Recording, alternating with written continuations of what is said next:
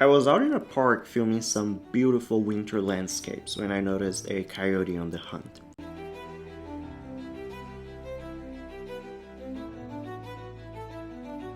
Luckily, I had my big lens with me, so I decided to follow him.